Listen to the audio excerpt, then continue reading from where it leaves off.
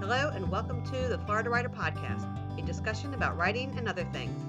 Recorded live at the 18th Annual Florida Writers Conference. I'm your host, Allison Nissen. Today I am fortunate enough to have with me Wanda Luthman. Wanda, why don't you give us a 60-second elevator pitch about who you are and what you write? Well, thank you for having me here today. It's great. I'm enjoying the Florida Writers Conference 2019. And I am Wanda Luthman.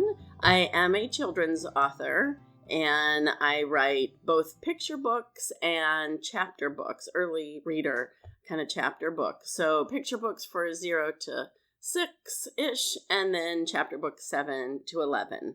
And because I hold a license in mental health and I'm also a certified guidance counselor, all my books have positive social emotional messages in them. Positive social and emotional messages in them. How do you design your characters? My characters typically are animals.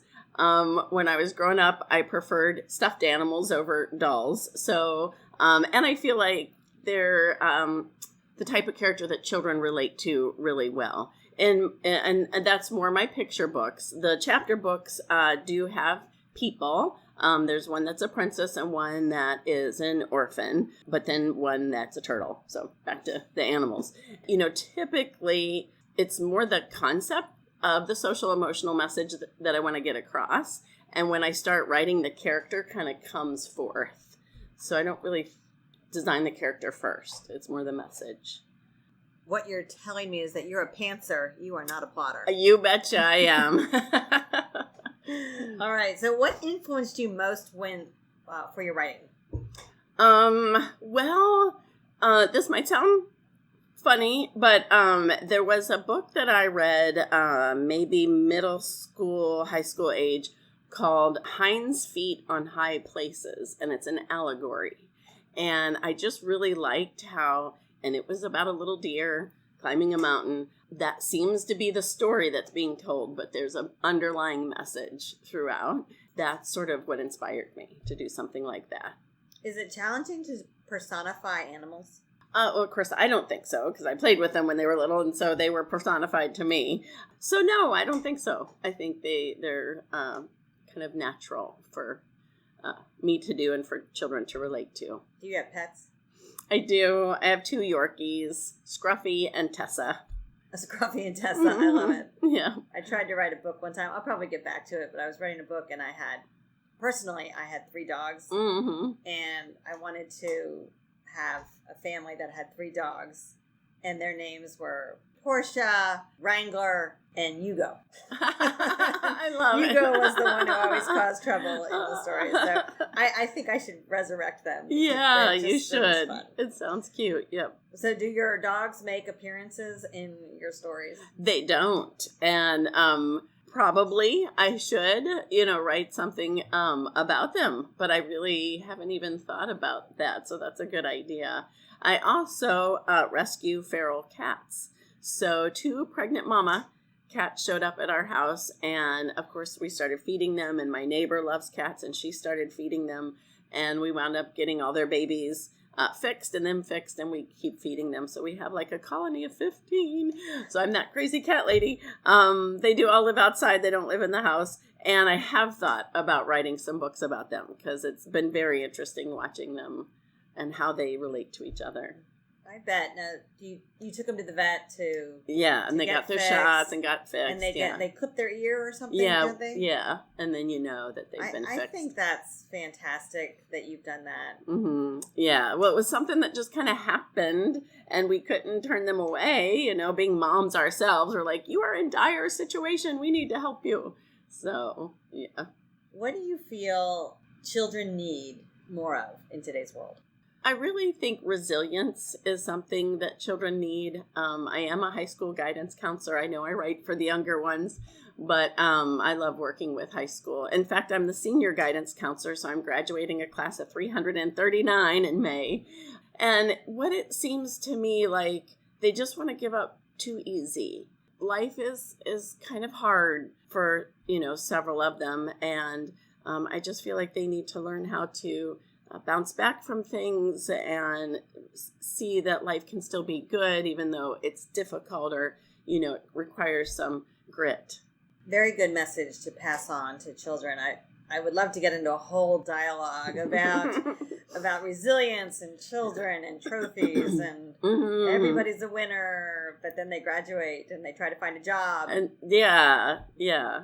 They even think they should start at the top of the rung at, their dream job. And of course, the rest of us all had to start at the bottom and work our ways up. And that just doesn't even compute. They're just like, no, I want my dream job. Okay, well, go for that. But in the meantime, you might have to start here and do a few things that aren't as glamorous and fun. And what can we expect from you in the future? What are you working on right now? Okay, that's a great question. So one of my characters is Frankie the Flamingo, and he wears a black bow tie. And I have written 2 books following the first one, and I'm trying to write a whole series of 12. So that eventually I could have a book club where you get 1 book sent to you a month. So you'd have the whole Frankie series. The whole Frankie series with the bow tie. Is he very formal? Yes. He thinks he's very pretty. He preens himself all the time. Looks at himself in the mirror. That's good. I like flamingos. They are fun. They're just fun to look at. They stand on that one leg and they look awkward while they do it, and yet they're so graceful. And they're pink. Say anything about that, right? We love pink. I've been told that it has a little bit to do with their diet. It is, and that was the first book, Frankie the Flamingo. And so he was trying to find his favorite food, and he was eating all the foods the other birds ate, peanuts and things, and just nothing suited him. And so he just seemed like a real finicky bird until he found what was right for him. So. And when he was eating the peanuts, was he brown? And then he ate the bird seeds. That's a good idea. No, it was more like the peanut got stuck in his throat. It wasn't right for him. And something else, thistle that the finches eat, made his belly bristle and stuff like that. Do you do the artwork, or have you had a fortune to find an artist? I do not do the artwork, and I absolutely love my illustrator. Her name is Mara Rietsma. And she lives in Canada, so she doesn't live here.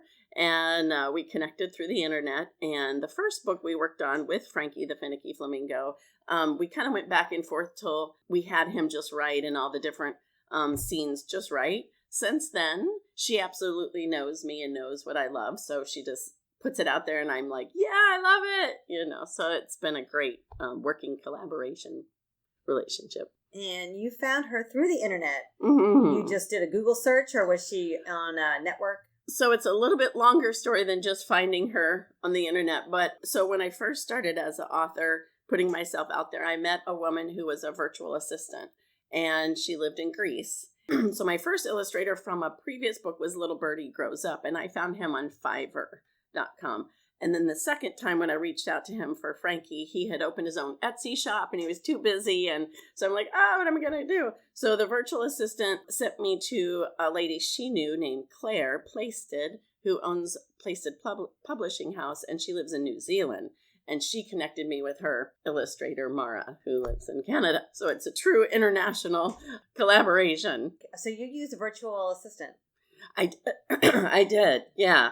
I don't use her right now, but when I was first starting, because I knew nothing, I was so green. And so she really took me by the hand and helped me, figure some things out. So that was great. Tell me about what was the experience? I've never worked with a virtual assistant. Right. And I know a lot of writers do use them. Well, so my very first book is a chapter book called The Lilac Princess. I went through what's called a vanity press. I don't think they call themselves that anymore. But what I didn't realize is they were going to set the price of my book. I couldn't set the price of it. And she said, "Hun, your book is priced too high for a brand new author." And she said, "You need to take that back." And I did have rights to take it back, but I was afraid because it was up on Amazon and stuff. I didn't want to take it back. So my next book, the turtle one, that was a chapter book called A Turtle's Magical Adventure, I worked with an editor and somebody who could format, and we got it all ready in a file, and then I uploaded it. And so that was my first book that I self-published and saw the process. Once I did that, then I went back and took Lilac Princess back. So it was a little learning curve, but she helped me with getting all that figured out. She helps with marketing. She taught a little webinar on Amazon ads and different things like that, where she's helped me. She was able to help you with marketing. Mm-hmm. Yeah. That's huge. It's huge. That's huge. Right, because that's your, you have a book and you don't realize that you build it, they will come isn't really true in the author world. And so she really helped me figure it out. If you were going to pick up a novel right now, what would it be? What's your genre? What do you like to read? Gosh, I'm not good at, I read children's books is what I read. And so lots of times, so I have a blog where I share other children's authors' books. I don't review every single one of them, but if they ask me to, I will, read the book and write a review, and then share my review in the blog. So really, it's just children's books that I enjoy reading more than picking up a book, say like a romantic comedy or something, which is probably what I would enjoy. I just don't really have time to sit back and read, because reading children's books help me stay on my craft. So it's kind of work related, I guess. But I enjoy it too. I love it. And Wanda, how could someone get in touch with you? Okay, so you can always email me. My email is wandalU64@gmail.com. On my blog, there's a contact form there, and that's www.wandaluthman.wordpress.com. Or on Facebook, it's facebook.com/WLuthman. And those are the main places I am. I have Twitter and Instagram and LinkedIn, but those are the main places that I interact. All right. So, Wanda, are you ready to switch gears and move to our rapid fire questions? You bet. Bring it on. Bring it on. Are you a morning or night person? I am definitely a night person. Oh, my goodness. I can stay up till midnight, 1. That's great. I don't feel tired, and I get more motivated as the evening goes on. Really, I would love to sleep, but I have to get up and work. But yeah, I'm a sleepyhead in the morning. What's something you're afraid of? God, that's a good question. I'd probably rejection, which is, going to happen when you put yourself out there. But, that's a little scary. Rejection is definitely scary. We writers have to deal with that often too. Right. Even the best of us get a rejection letter every now and then. Mm-hmm. Who is your role model? I would definitely say my mom, which I know is cliche, but she has just been so gracious throughout her life. She's had a bit of a difficult life. She had a first marriage where the husband was domestic violence and, married then my dad, and things were pretty good until they retired, and things have been kind of tough. His health has not been the best, and she's been a caregiver for 10 years. And I really had no idea how difficult that was till my own husband got sick and I became his caregiver. And I said, Mom, I had no idea what you were going through. And so she just pulls it off with ease. And she's one of those moms who is glamorous. She does her face and her hair, and she wears pretty clothes, and just seems like life is fine, even though I know inside it's hard. So she's my role model. Well, Wanda, thank you so much for stopping by. Yes, thank you for having me so much. It's been great. This has been a lot of fun. You've been listening to another edition of the Florida Writer Podcast. Allison out. Wanda Luthman is an award-winning author who resides in sunny Florida. She has an extensive background in counseling from children to adults and has published 8 books. She lives with her 2 adorable Yorkies. Her daughter, like little Birdie, a character in one of her books, has left the nest and lives in another state. Wanda enjoys swimming, jogging, and swimming, so she can afford her chocolate habit. For more information about Wanda, visit her on the web at www.wandaluthman.wordpress.com. For more information about the Florida Writers Association, visit us at floridawriters.net.